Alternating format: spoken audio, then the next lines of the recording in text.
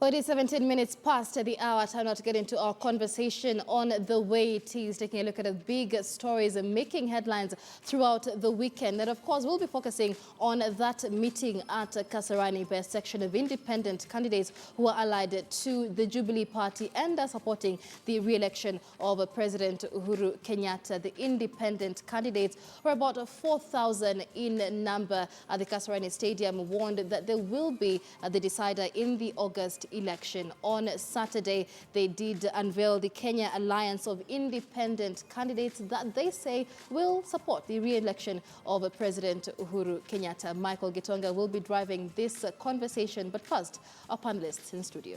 All right, thank you very much, Michelle. And straight to introducing the panelists. To my extreme left, we have Geoffrey Otieno, who's an incoming senator or an aspirant for the senatorial position in Migori County. Good morning and thank you for joining us. Thank you so much, Senator. We also have Geoffrey Wakoli, who is... Bernard Wakoli, sorry, Bernard Wakoli, who is a political analyst. I beg your pardon. Thank you for joining us. Last but not least, we have Ambrose Weda, who is a lawyer. And gentlemen, thank you for joining us for the way it is this morning. And those of us who are watching, you're welcome to participate. The Twitter handles are going to be displayed as we carry on with the conversation, but also we'll be opening up the phone lines later on for you to weigh in and let us know what your thoughts are on some of the things that we are talking about. Let's start off with a conference that took place over the weekend, and this was independent candidates coming up together to say, ignore us at your own peril. But let's listen to what to some of the things that they had to say before we get into that conversation. Na watu wanaania viti 3,000. Na kila mmoja wa wale 3,000 ako na jamii anaweza ita family and friends. Na wako na kura ambazo ni kiasi kwa uchache sana, kiasi ya kura 100. Ukifanya hesabu easy mathematics, mimi na bibi yangu na watu yangu 100 tu, mara 3,000 ni kura 1,300 au 300,000. Ukichezea kura 300,000 ni kusema uelewi ni kitu gani siasa inafanyika. Kwa hivyo tunasema tuachwe nafasi, tuweze kung'ang'ana, tuweze kusukuma gurudumu za nchi yetu ya tukufu ya Kenya mbele. Chama watu watasimama kama independent candidates. Manake hakuna haja ya kutupa pesa uende kwa mchujo, na ni mchujo umechorewa, na umechorewa na watu hawawezi na wanataka kuingia kwa kifua. We are in a city where we have an incompetent governor, and we are now proposing, or we have been proposed to have an even more incompetent candidate. Haiwezekani. Mimi niombe president candidate wetu kwa Jubilee na deputy, niwaambie hivi. If today Buzeki or Kabogo or Mr. Gidingi is not in the ballot, two things will happen. One, wale ambaye tutakuwa tumewachia viti hawataenda kupiga kura because they already been celebrating wameshinda. The second thing, sisi pia wafuasi wetu watakataa kwenda kupiga kura because they will be jilted. So it will be a double tragedy. All right, so that's what was happening over the weekend. And let me start with you, Bernard, on your thoughts on independent candidates coming together to, well, tell those who apparently rigged them out that if they ignore them, it's at their own peril. And maybe just your thoughts as to whether maybe they're just the kicks of a dying horse. Thank you, Mike, for having me in the studio again. When you look at the appearances of those the so-called independent candidates under their Alliance of Kenya, Alliance of Independent Candidates, you may want to interrogate, actually, if these leaders were believed, first, in the parties they were contesting in, two, if they'd, they really believe that they can change the situation, the Kenyan political environment and scenario. Because when you heard from the previous statements from the key political players like Raila Odinga, he has come out strongly and said that he would love to have soldiers within his party. And you saw cries from the Nyanza region, people saying, no, we want Raila to be neutral and give independent candidates a chance. But you know the voting patterns in Kenya is that we look at the persons. We look at personalities. Personalities. So I think, okay, the independent candidates came in as a result of maybe shambolic nominations that we had. But I think to build political structures and to build political parties as governance, institutions of governance, I feel we'll still have these gentlemen and ladies supporting their parties. All right, whether there are those who feel and think that independent candidates are literally just there to muddy the water, to spoil what is already being set up. However, they stand up and say that they're independent but supporting a certain presidential candidate. I think I had said earlier that they are also a formidable team, but they are wing B of their previous political parties. They are not independent candidates. There are people who are disappointed one way or the other, either they were rigged out or they lost and they want to continue. Because when you are a candidate, you can lose and feel like leaving. But there are those who are eating from you. They keep on pushing you. If you take somebody like Kabogo, who is formidable and very rich and good and flamboyant, the more he continues being a candidate, the more there are people who are benefiting. So they are some of them are very formidable and can win. But they are wing B of their party. And like in Jubilee, I don't think they'll be ignored. I don't think they will be mistreated. I don't think the president will come out to fight them. He's not going to go the Raila way. Because the focus is winning the presidency and the deputy presidency. And whoever contributes a vote, whether it's a Jubilee party or an independent candidate, to us that is a fairly good work. Some of them have genuine complaints. I wish they just joined. There used to be, John Harun Moore used to have a party called PIC, Party of Independent Candidates of Kenya. Now, that's where they are, although it's not a party. And I understand where they're coming from. Some of them had issues, but some of them were defeated. I'm clear on two. Our friend and brother, Kabogo himself, him and Shindwa.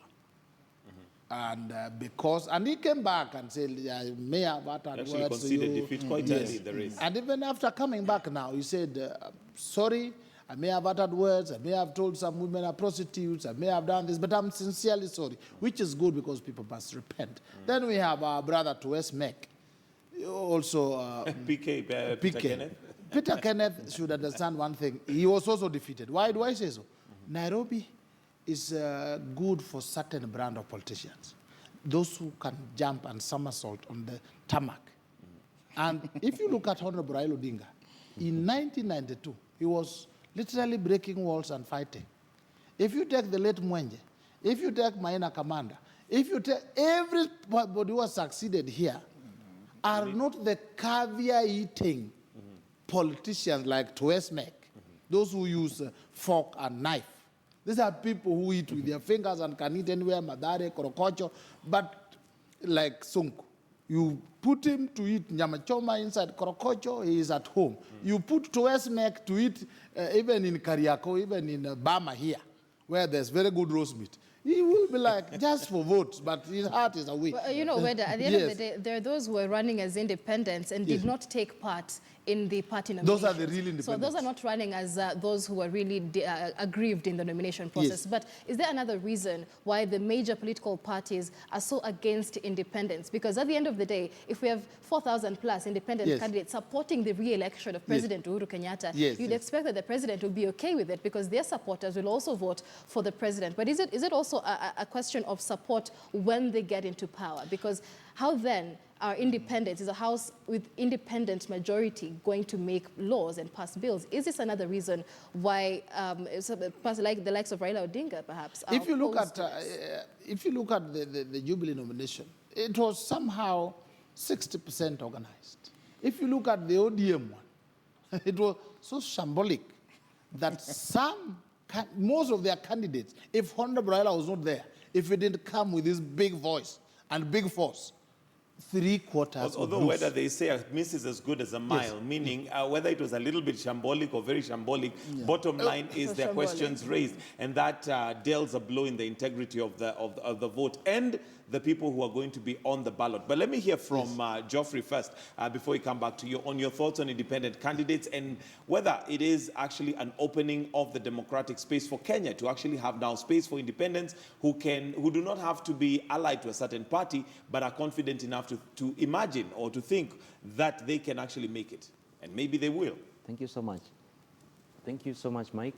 My take is that it's very important for us to have independent candidates in whichever political system we have, not only in Kenya. But it's only that the environment in Kenya is so much contaminated that we view the independent candidates as spoilers. Do we really view, and when you say contaminated yeah, by who? Does the electorate actually view them as contaminated, or is it the political class trying to create that impression so that now they try and, remove the independence? It came about as a result of political class trying to run away from reality. The major importance or significance of independent candidates, or the independent nature of the political system we should be having, is for the sake of balance of power. Because when all candidates or when all politicians are from whichever party they come from, there's always likelihood of party leaders to interfere in one or the other way with the running of from day-to-day affairs of the government. Mm-hmm. But when we have independent candidates, even in parliament, we'll have the government side and the opposition side, and we'll also have some people who will think freely. They represent our people down there. Not everybody should align to a given political party. Mm-hmm. And I'm not speaking like that because I'm an independent candidate. I am a CMD candidate, Chama Mwangaza Daima. I belong to a party, but I cannot disregard somebody's view or somebody's decision to be an independent candidate. I really respect that. Okay, but where does that leave us when we have so many, 4,000 plus? Yeah. That's a huge number, which tells us that possibly the political parties that we have either have a problem internally, or people are beginning to realize that being part of a party does not really add any value to you as a politician. Actually, I can say it adds value, because when you want to move fast, you go alone. When you want to go far, you go as a team. You encourage one another on the way. Yes.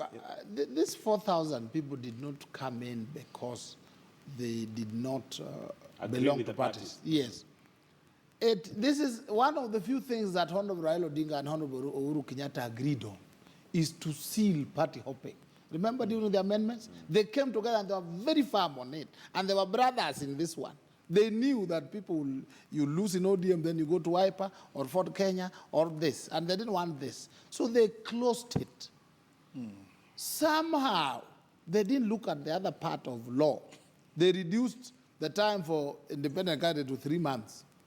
So this was just a window, the only window opened. So everybody went for it. If the party hopping had been there, you would have seen people in ODM jumping to Fort Kenya, and those who are in Jubilee jumping to NAK Kenya or to Maendeleo Chap Chap, the way others did. So these are not independent candidates. These are wing B of their parties. It's only that this is the only option. So they took it. The thing is now that politicians are realizing this option, because it's been there before and they didn't see as many independent candidates. Are we moving into a space where political parties are seemingly losing their weight? Because what are the chances that 5 years from now, a politician will want to take part in political primaries knowing how they were conducted when they could still go at it independently? Are we looking at a situation where we're probably going to see more independents come out and political parties continue to lose their strength?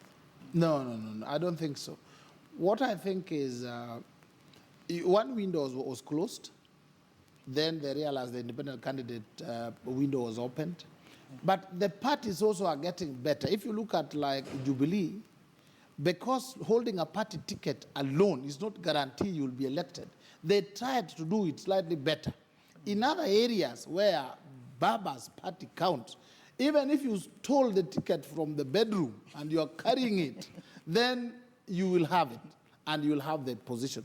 So going forward, parties will try to be fairer so that when you lose, even inside, you know that even if I went independent or I defected another party, again I would lose. They'll try to get the popular candidates. If you take, for instance, in America, they don't just impose people.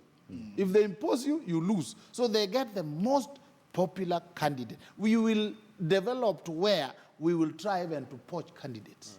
In a constituency, you find a fairly popular candidate, strong on his own, and then you say, my brother, come. Look at Machakos County, the senatorial seat. Mudhama is jumping out, in and out. Okay? And we would have been glad, the way Mo used to do it, to take Mudhama in Jubilee and say, go and run. Go and run for us. All right, as we conclude on that, we've concentrated a lot, Bernard, on the politicians. But we also have the electorate. If you look at an area like Nyeri, for example, I think we had majority of the incumbent removed, if at all would go by the nomination standards.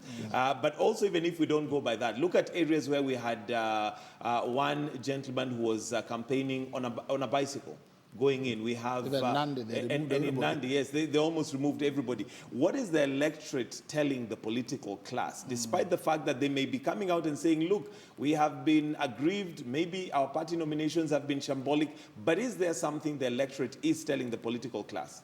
First, I want to concur with my friend Weda here on the issue of independent candidates being Plan B, Team B of their political parties. But when you look first at the Kasarani scenario, you realize that we have an alliance calling itself a national alliance or a Kenya alliance of independent candidates. But the people who are there were basically or mainly from the Jubilee.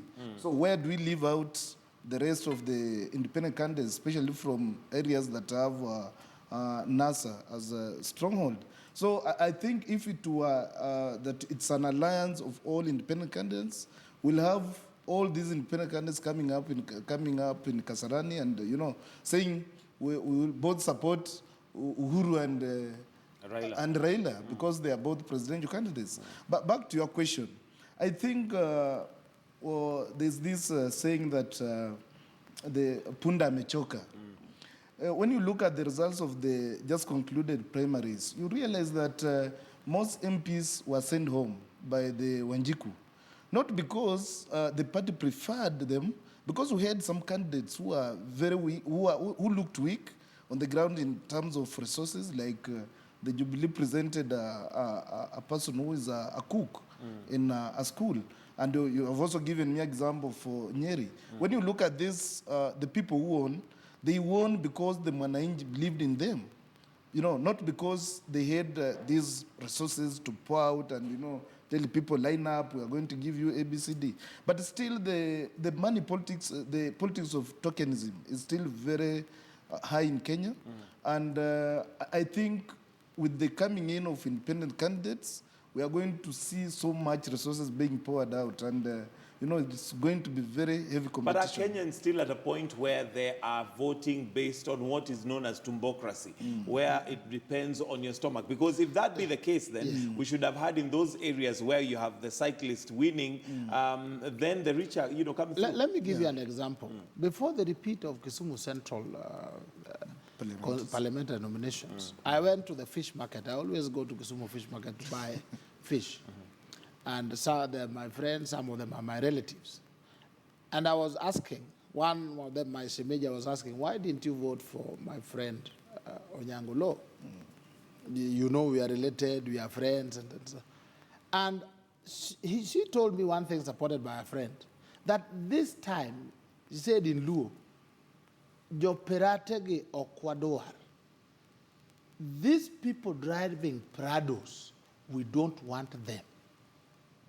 We just want one like us. We are tired of them.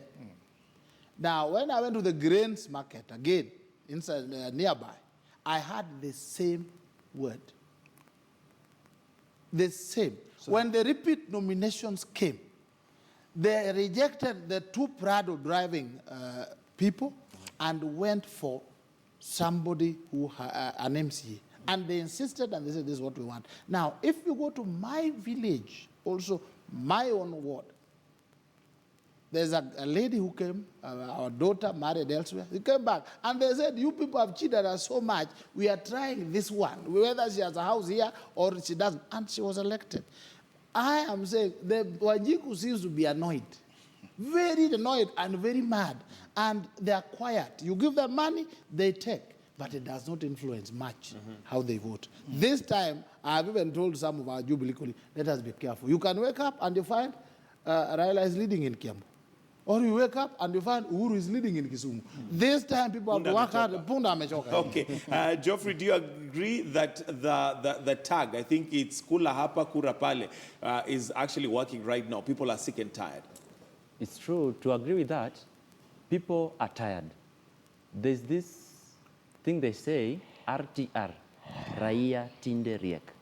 Raia siku hizi wamerevuka. The same as Punda amechoka. You give them handouts, they will take. But majority of the masses does not guarantee your vote. Right now doesn't take a bribe for them to make a decision that you are the one. They will take and vote based on what they think. Actually, they have to believe in you. You have to promise that you can bring some change on the table. For instance, as the incoming Senator Migori County, I believe I have got agendas that if I present to the people, they will believe in me, whether I have the Prado or not. But remember, I may lack a Prado as a politician, but I still have Futsubishi. I will still manage to run, so long as I'm convinced the electorate. I love the guy. Yeah. Okay. Yeah. All right. Let's move on to something else now, and let's look at IEBC. And over the weekend, of course, there was the questions being asked as to how IEBC has Kalonzo Musyoka as a presidential candidate for Wiper. And of course, he has come out to say that that is because Wiper had fronted him as the presidential candidate. But Ambrose Weda, question here being, if they're making such mistakes, in quotes, right now, yes, how credible are they going to be as we continue? Because that may be, you know, it may be washed out as a very simple mistake. But question is, did they rush in doing that? And then secondly, how credible are they going to be if even just, you know, putting names is a problem? Let's be fair, surely. Let us be fair to IEBC. I say again, let us be fair. IEBC does not come to people's houses. They are there in their offices. They publish things and say, they require the following. If they are presidential candidates, those who want to run, bring your names. And if you bring your names, we publish them. Kalonzo, Honorable Kalonzo took his name. Do you expect the IEBC in their kitchen to leave his name out? Then if you ask them, I gave you my name, how did you leave it? On what basis would they justify why they left his name? It was incumbent upon Honorable Kalonzo to run back to IEBC and say, I brought my name when we were flip-flopping in NASA, when I was still dancing, that my blood feels like being president. Kumbe was just looking for Mugomba, Meza, these small things. Then he should have gone back and said, now I've settled, remove my name. Let us not blame IEBC. We should squarely blame Honorable Kalonzo for flip-flopping. Please, this one, not IEBC. It is these people who are flip-flopping to give them permission to go around saying there will be rigging, we will boycott, we will jump. Please. So is he Wakoli, what do you think? I think there's no cause for an alarm here, because when you look at the time frames given by IBC, you realize that the time for presentation of nomination papers is not yet, has not yet come. I think presidential candidates will be presenting their papers around, is it late this month? And, you know, when before the NASA agreed on a presidential candidate, we had all these political parties within NASA, Ford Kenya, Wiper, and ODM, endorsing their presidential candidates. And it was, you know, pertinent for them to submit those names to IBC. And IBC said, yes, we have these names. But now that they have agreed, I don't think if Kalonzo will be presenting his papers to to IEBC for clearance.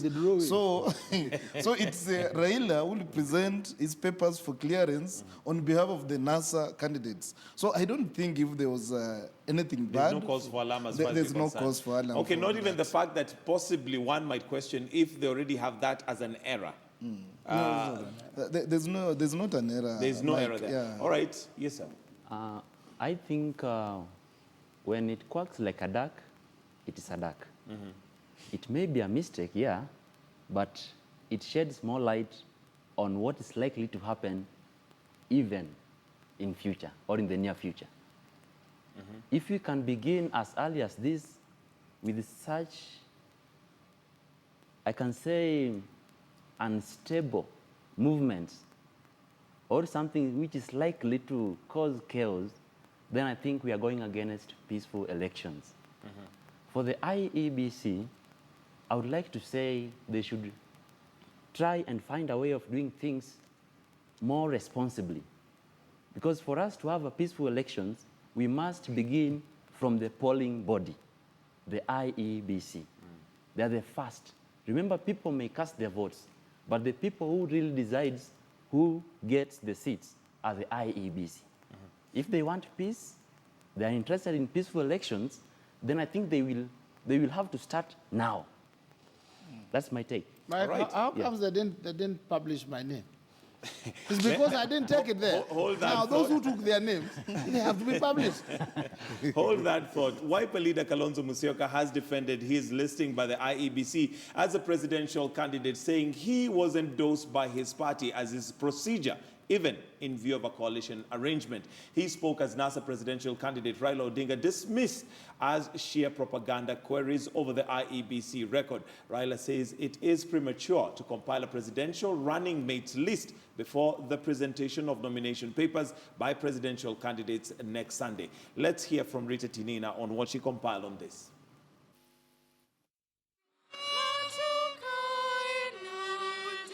The August polls will witness the highest number of candidates seeking the presidency. The latest IEBC list puts that number at 19, 11 of whom are independent. But the name of one presidential candidate is raising eyebrows, that of Wiper leader Kalonzo Musyoka. Speaking in Mlolongo, Kalonzo sought to explain how his name ended up on the IEBC list. Because people must remember I was nominated by Wiper to be the flag bearer at our party's National Delegates Conference at Kasarani, I think on the 13th of December last year. Then the National Elections Board gave me my certificate. That is the reason my name went forth as a presidential candidate. In any event, don't you think I qualify? Kalonzo is listed as a presidential candidate even after the NASA coalition in a power-sharing agreement settled on ODM leader Raila Odinga as its presidential candidate and Kalonzo as his running mate. And Raila, who was in Kisumu, says any queries are speculative. Any speculation is actually very unfounded.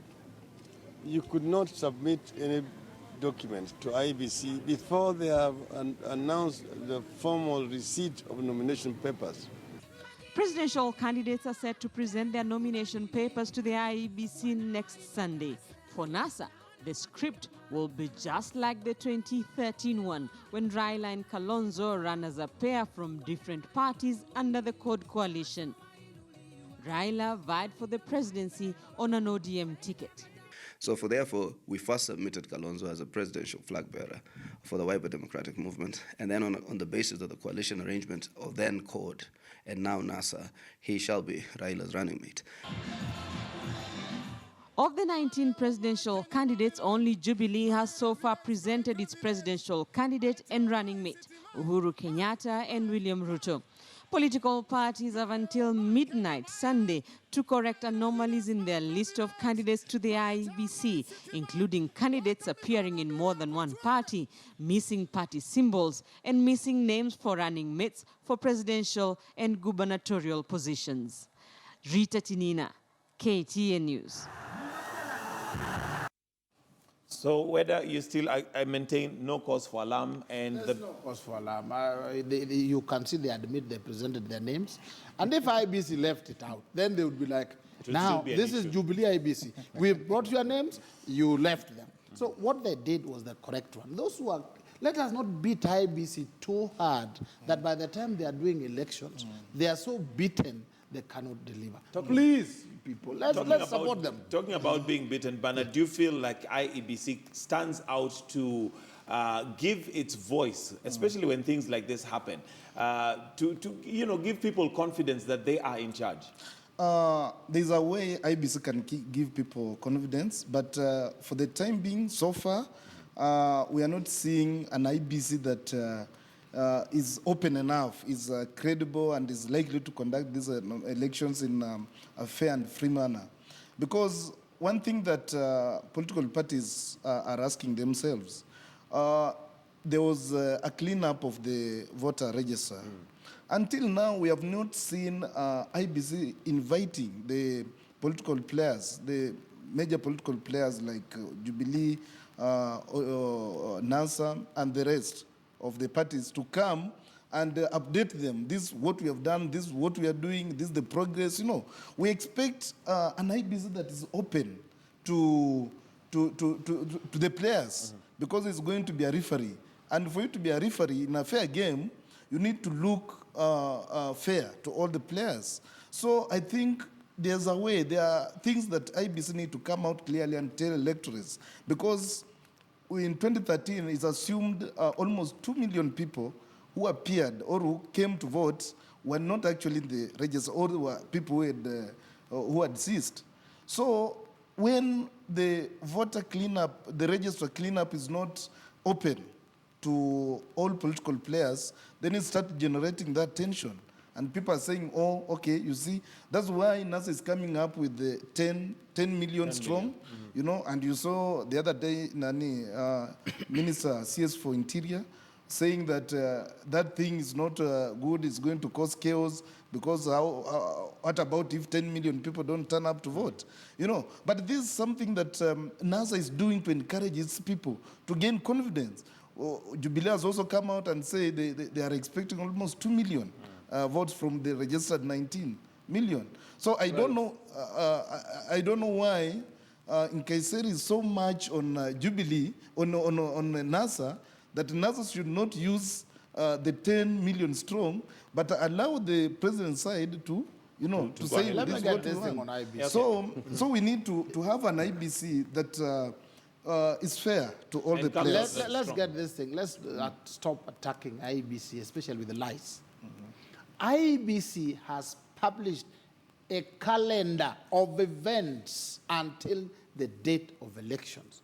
What is going on currently is voters going to the centers and voter verifying. verification. This is what is going on. You don't know or you know. Even the other day, Honorable Barelo Odinga went and did for himself. These lies that you are spreading against IEBC, it cannot do this. Must IEBC go to people's bedrooms to take these kids, people? Let us support our institutions so that they grow. Another thing, Mike, sorry for interfering. Yes. But when you look at the debates surrounding IEBC, you realize that whenever NASA raises a concern on the IEBC side, they always get defense from the Jubilee, from the government. When NASA says, no, we need IEBC to do ABCD, the Jubilee guys come out and say, no, leave IEBC, you're interfering, it's independent. So when you look at the debates, when you look at all these scenarios, we need a credible body that is not seen to be, bending towards a section of the voting political divide. So I think if NASA raises a question on or a concern on IEBC, we expect Jubilee to come and say, okay, our brothers, our competitors have raised this issue. Can we look into this matter collectively as players and resolve it? We don't expect a scenario where NASA or CORD supporters going on the streets demonstrating that we need an institutional change at the IEBC. Then Jubilee is saying, no, let's have commissioners intact because they are able to, Okay. These things would have been resolved without even going to the streets. Without going to this. Geoffrey, your thoughts on IEBC coming out as a strong body that is able to be a good ref? Because so far there are those who say that they've been rather silent on very key issues. We need to feel their authority. Actually, I still believe strongly that IEBC is not yet independent. Why so? Just like my brother said, any time NASA team comes up with not allegation necessarily, but criticism or even a correction, not propaganda, yeah, the government will move fast to defend, to protect, just like a father would a son or a daughter. And when what you does say that mean? When you say the government, you're talking about politicians possibly who are in Jubilee, because again, don't forget this is a political environment. It's true. Yeah. So when we say government, what exactly do you mean? Do you mean? I mean Jubilee government, Jubilee administration. Okay. Yeah. You know, when that happens, it makes the IEBC to lose credibility, to lose trust of the people. And that's what will result into chaos.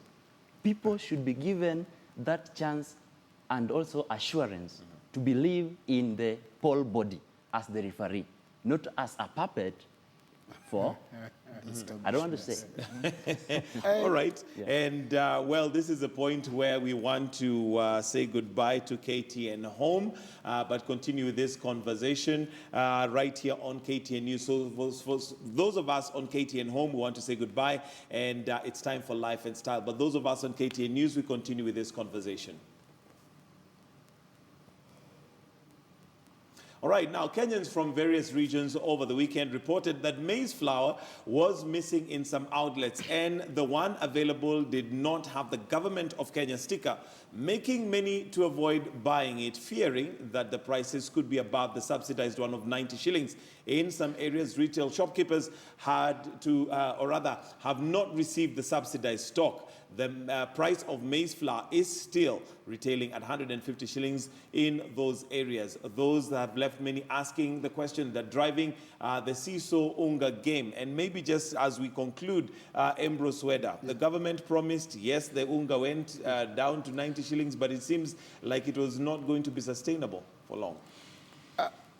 It is not this because of drought. We had a shortage, and that shortage caused a problem. That problem has to be dealt with. Unga has been brought in, and for the time that we have the shortage, that unga will be supplied, and it is being supplied. It's already missing from shelves. No, some traders are still hoarding it. You know, when you hoard, and I know the way he loves ugali, he's told now, I have some unga, but it is not 90, it is 110. He walks away, protests, oh, Jubilee, Jubilee. But then he comes back and says, that is what they are doing. Otherwise, the unga is there for the period that is supposed to last. Even if it was to run out because they eat my brother here ate dabu, more will be brought because Kenyan people come fast.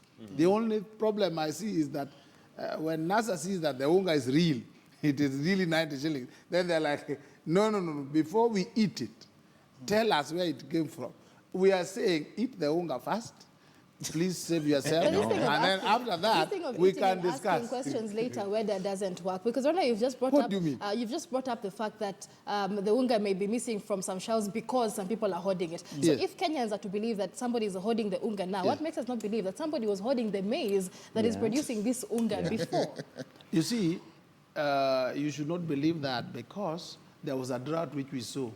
It was here in Kenya, Uganda, Tanzania. You can't hide drought. That's a fact. Then we also had some maize that was declared unfit for human consumption, 400,000 metric tons. That compounded the problem. Now those cannot be hidden. Then because we didn't have maize, it was imported, whether from Mexico or Durban or from wherever. For now, let us deal with the problem. Let us chase the squirrel away. Then after that, we will sit and say, now that we have our unga, please tell us, where did the other unga come from?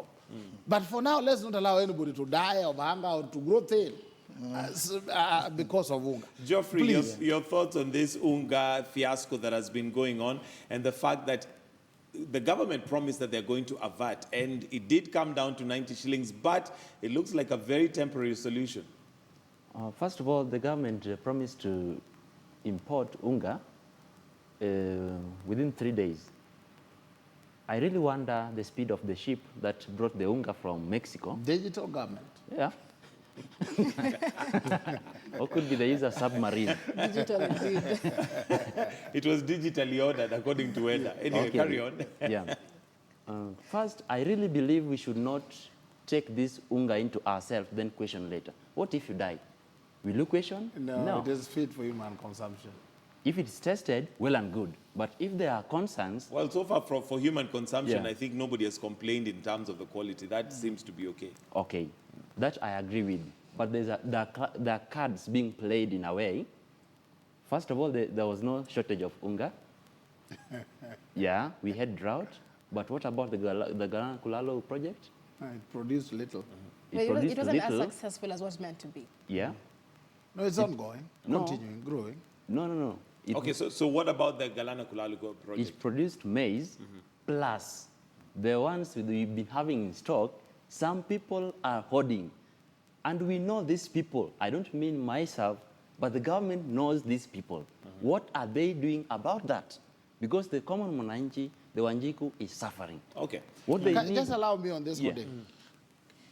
If I have 10,000 metric tons of maize in my godown in my house as weather, the Constitution allows me, private property, to keep it there. Government has no role. It cannot walk into people's houses, bedrooms, stores to look for maize. That will be constitutional issue, and Justice Odunga will issue another quickly. Let's not blame government on hoarding. I agree with that. But if you are a government official, then you are perpetrating that, then it's wrong. Okay, let me hear from Bernard.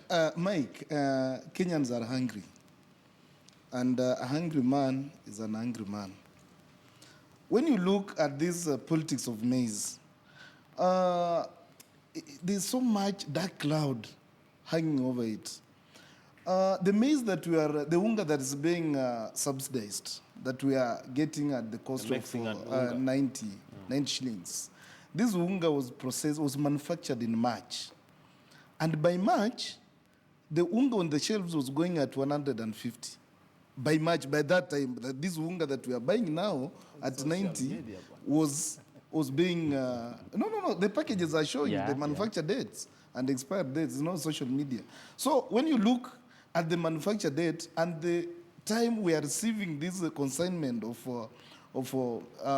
maize from Mexico or Durban, whichever fits the person talking about it, then you realize that there was so much that meets the eye. And Kenya is not experiencing drought for the first time. We have had droughts all over. All these years, we have had even severe droughts than what we have seen today, than what we are experiencing today. But the strategy of those people who wanted to bring in this maize was to make sure there is scarcity on the market, prices go up, then the ship was almost docking at the port. What do? They summon parliament, they say we need to import maize, tax-free. The maize is already at the port. By the time this debate is being brought to the parliament, maize is already there. And, by the time the president is signing to have to import maize tax-free, the maize is already, the minister is already at the port receiving the maize. So there was something that was happening which Kenyans don't really know. When you look at the companies that were paraded as having imported this maize, we understand Kenyan politics. People hide their sons, their cousins, their brothers and, friends in those companies. So you see a company with the Hussein Kofi and saying this independent private investor has just brought in maize. But when you start interrogating, you find a long hand of government officers inside, including maybe even the senior-most politician on the land. His hand is also in. And, when you look at the whole thing, I think somebody somewhere wanted Kenyans to die. It does point to a lot of impunity because even the top government officials who have been interviewed on this issue, all the way from government spokesman Eric Raithe to Deputy President William Ruto, they've all been asked, where did the maize come from? The first thing they tell journalists is that is a trivial question. Yes. Ask what are Kenyans Can I eating. tell Don't you? ask us who imported the maize. Yeah. So that is You see, so blatant there's so admission much. So there's so that there much is that a Kenyans, and whether being sincere with the Kenyans, really, I know you are seniors, Kenya, I'm also a Kenyan. yeah, you are to be part to be sincere with your citizen, fellow citizen. Yes. Huh? When you look at when you are seniors, like Deputy President was on live TV recently, and he was asked about that question. And he said, no, let's not focus more on, it's trivial, focus more on where the maize come from. Let's focus on how the maize is helping people. But at what cost? You know? Let me tell you this. Let us appreciate that this is a capitalist economy. It's a man-eat-man society. We have businessmen and shrewd ones. People who can predict, they see the drought, they saw it. They could see the statistics, they know there will be hunger, they hid the little that was here, and then they imported the rest and kept. And then they put their feet down, and they knew it was election time. They said, now we have maize, we are not releasing. Please, let people die, or this happens. Let us accept certain facts. So government is not trading and was not keeping maize. So what do? You say, okay, we are willing to buy. Just like you walk, the government tells your village mate and yourselves, unga is 90 shillings. You go to the shopkeeper today, he will tell you, I have that one written 90, but I will only release it to you at 100. You try to go away, you look at how the children are going to sleep hungry. You complain bitterly, but you give the 100. Let us also view government in a realistic, normal way. Yes. Let's now advise the government. You know, a National Serious Board is one of the highly networked parastatals in this country. Where it's not even here. It's here in Nairobi. They are all over, all former regions. You go to my place. Gentlemen, we need to conclude. Make your point so that we can now conclude. In my home, there's a cereals and produce board. Yes. The silos are all over. Farmers are producing maize, but we lack the storage facilities for this maize.